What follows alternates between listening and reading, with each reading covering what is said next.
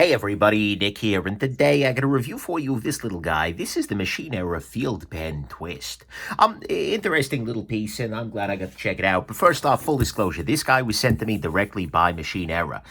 They reached out to me after I'd reviewed a bunch of their stuff before, positively and negatively, and said, hey Nick, we got some new models, you want to check them out? And of course, yes I do. But nevertheless, I told them, as always, I'm going to talk about the good, the great, the bad, the ugly. It might be a gem, it might be junk. They still sent it along, but we have to assume this is the very best quality controlled one of these guys ever, and I'm doing my best not to let that affect the nature of my review.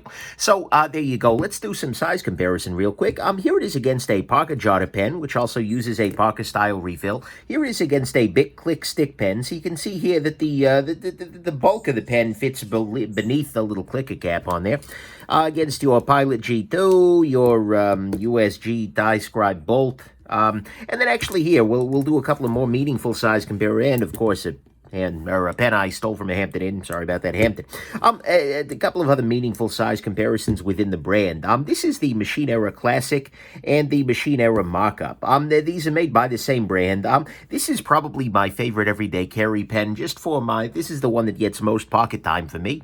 And so we can see here that in terms of closed length, we're actually very similar. When you open this guy up, which is really obviously where it writes, this guy ends up with a little bit more length overall. But nevertheless, this little guy is, well, relatively little. So that's a good thing. And then finally, Machine Era, who the heck are they? They are a company. They're making stuff out here in the States, and you get interesting little pens like this. So let's go ahead and jump into the good, the great, the bad, the ugly of this very interesting little pen here. So on the good side, to start with, it is made in the States. Of course, quality is about effort, not geography, but nevertheless, I'm cheering for my home team, as I'm sure you are cheering for yours, and so it's nice to see something being made here locally. Well, locally-ish. Next thing, this guy uses a reasonable refill. It ships out of the box with this little guy. This is an Itoya refill right here, the GPR7 apparently. And it is sort of a gelish, roller ballish thing. It works fine. It's a reasonable refill. I've used it before. The one thing I will say is that with low pressure here, you get relatively, it's not uncommon to get little dropouts there. But if I'm using an acceptable writing pressure that's not used by somebody with who does fountain pens, this writes fine. See here, I'll writes fine, so you know that, because that makes it real. But anyways, it's a fine writing little refill, but more importantly, actually, than the precise refill it ships with is the fact that this is actually just using a Parker-style refill. This Itoya is just another Parker refill, and so you can swap in here a Schmidt Easy Flow if you really don't like yourself. You can swap in a Parker Quink cartridge, even a Fisher Space Pen, if you want to. That's a really nice choice of refill size, right? It brings some joy, and I like seeing that very much. Next thing, this is a very easy pen to deploy. The way that it works, as you just noticed, and as you've probably been clued into by the fact that twist is in the name, is that you take this top part here and you twist. Whoa, amazing.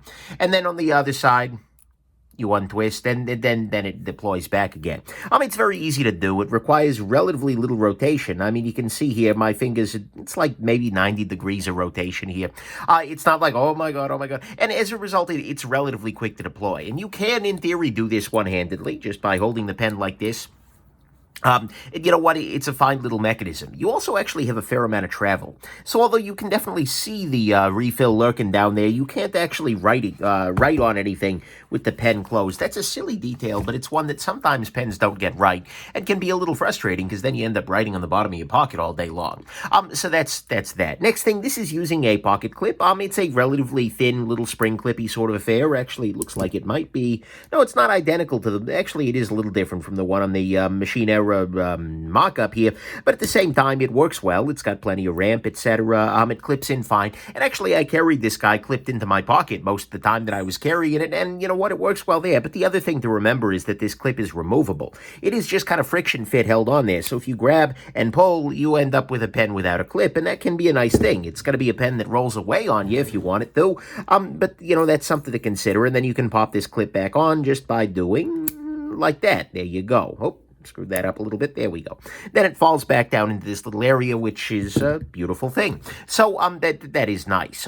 Next thing, this guy has a very nice fit for the refill. This is, again, this can feel a little bit silly, but this little gap area right here, there are pens for whom that refill gap is very large, where it like the refill rattles around a little bit inside of that hole. So you get like, as you're writing, this is just like going back and forth, rattling around, and that's not a great experience. Whereas this is really supported. It supports the refill on all sides, making this feel like a much more solid piece than it might otherwise do. That's good. Next thing, you've got these little areas for grip here, along with the pretty heavy jimping. I don't know if I'd call it jimping, but certainly you've got some grooving on the top here. This top cap is pretty groovy, guys. But anyways, you've got the jimping, the grooving, etc. You can tell that they thought about slick situations with this guy, and I like this pattern here because it's useful both in a vertical and horizontal dimension, so that's a good thing. Next thing, this thing has the overall feeling of durability. He says as he throws it repeatedly against his padded review surface, like that's going to demonstrate anything.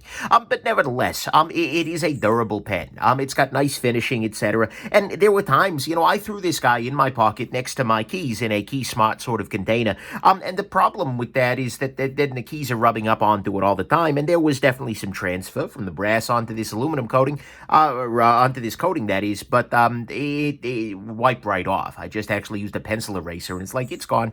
And that's a great thing. The durability is a nice thing. Next thing, they have a very nice subtle little logo here on the clip. I don't know if you can even see it right there. Yeah, Machine Era USA. This is how you do billboarding, right? It's very easy to figure out who made the pen if you're unsure, but otherwise, it's completely stealthy. There's no real question there, and I like that very, very much. Next thing, this guy deploys absolutely silently. Listen.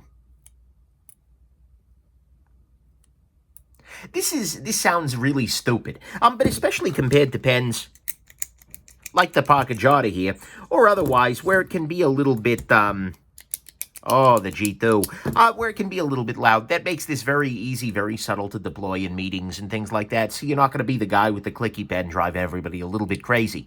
That's good. And then finally on the, not quite on the good side, not quite on the final side, this guy has a very nice little action to it. What I mean by that is that this is a smooth twist. This is a silly thing. We've already talked about the fact that the twisting approach works fine, but it feels good. It feels like a smooth action. There's not really any kind of, it has a little detent at the top, you'll probably hear, kind of. But it pops into place, and then you can tell when you're done twisting, and it's very easy. And then on the other side, it's perfectly smooth to come back down to the other side. And in fact, it even has a little bit of a spring to it, such that when you partially twist it and then let go, unless you've gone over that edge, it's just going to come back closed again, which is great. It means that if something brushes up against it in your pocket and partially untwists it, it's going to come back to the regular closed position. This is just, it's a well-designed twisting action. It really, really is. I appreciate the fact that not only have they done a twist pen here, but they've done it a little bit better than most twist pens have done.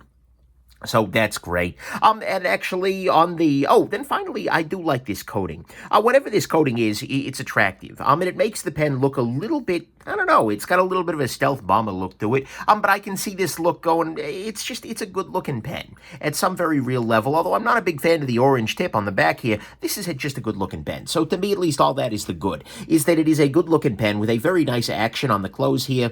It is a silent mechanism there, nice logo. It's durable. It's got grip areas. It's got a great fit of the refill. It's a removable clip with easy deployment, a nice choice of refill, being both the Itoya and Parker compatible, and it's made in the States. On the great side, to me, I went a little back and forth here. I like how the twist pen works substantially, but for me, I think the thing that really that does it for me is the weight on this guy. This feels great in the hand.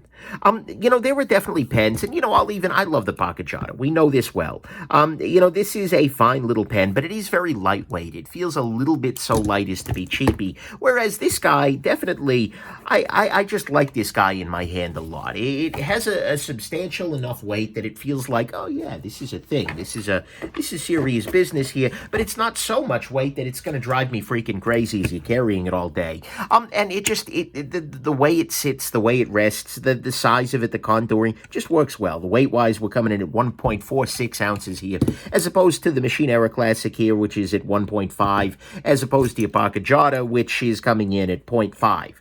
This weight choice here, I don't know how much that was made by the designer, but you know what? It's a totally good choice. This works really nicely. Just ergonomically speaking, it fits, it locks into the hand in a beautiful way. So to me, at least, that's what's great here.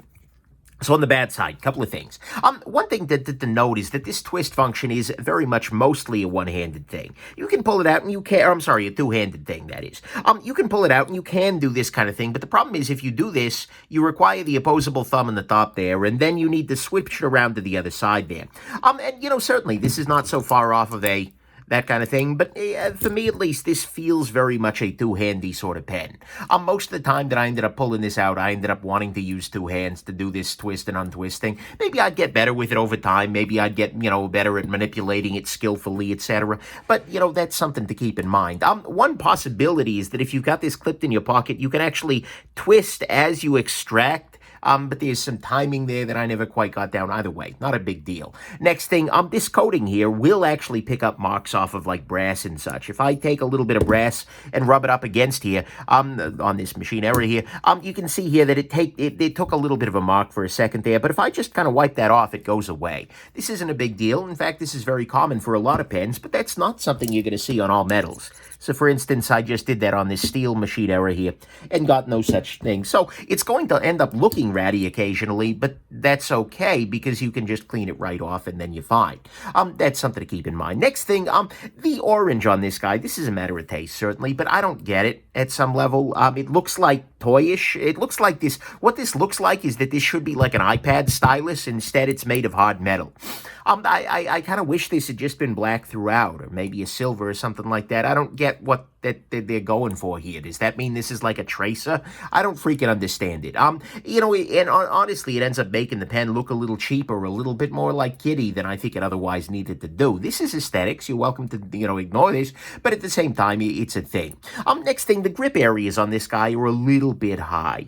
What I mean by that is that my hands, and given I have smaller hands than most, but my fingers end up landing down closer to this area here, and so really, ultimately, the grip area is only going to be affecting my thumb, and usually my thumb's on it, and usually that's going to be enough, but I sort of wish that these had just been translated down a little tiny bit here further, and you know, certainly aesthetically, maybe that didn't work as well, or it'd be harder to do that on the rounding, but either way, the grip areas are a little higher than I might like, at least for my particular writing style, but again, this is personal.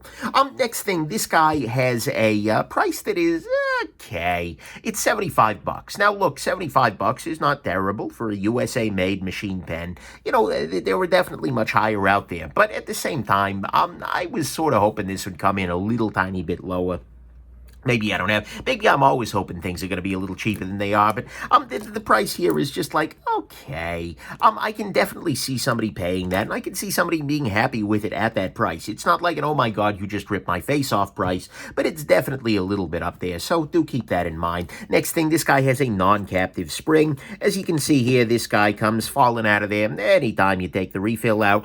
Is this a big deal? No, not particularly. In fact, making captive springs is difficult, but at the same time, I do kind of like seeing it where it happens, just because it makes it, there's one less part to worry about, and especially if you swap the refill regularly, that can be problematic. Then finally, on the bad side, this guy is very, very tall above the pocket clip. What I mean by that is if we put this guy in the pocket, so to speak, this much of the pen is going to be sticking out, because the fabric of your pocket is going to come up to here, and so this much of the pen is going to be sticking out of your pocket. Now, this is going to be fine if you are wearing a pocket protector, like some kind of a nerd like me. I don't wear a pocket protector because, well, my wife has limits, you know. But anyways, I digress. This guy sticks way the heck up out of the pocket there. Is that a good thing? No, probably not. And the one area where this is specifically annoying is that I tend to wear a lot of shirts that have not just that have a chest pocket, but it also has a fold-over flap on that chest pocket.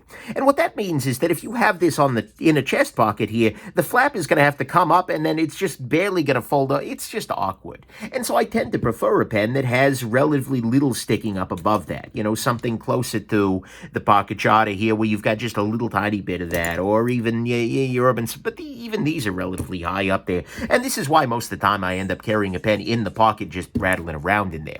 But anyways, this is just very high up above the pocket. I sort of wish, and I understand why they weren't able to, but I do sort of wish that this clip had been done differently, such that the grippy part was underneath the clip rather than above it, because I think if it were clipped up here, this would actually be a little bit more compelling, and it would be a little easier to keep in the pocket, so to speak. So I'm not a big fan of how far this sticks up above.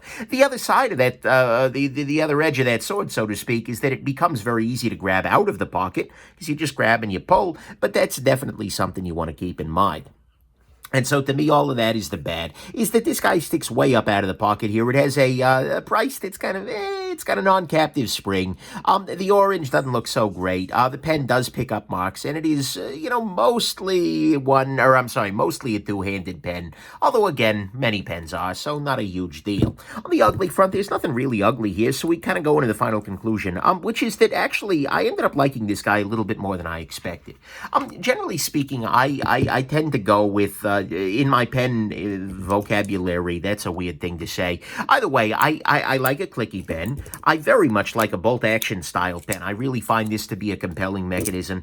And I'm really, really a big fan of just the twist-off thing. You know, the Machine Era Classic is one of my very, very favorite pens of all time. And just because it's very simple. There are no springs. It's just a chunk of freaking metal.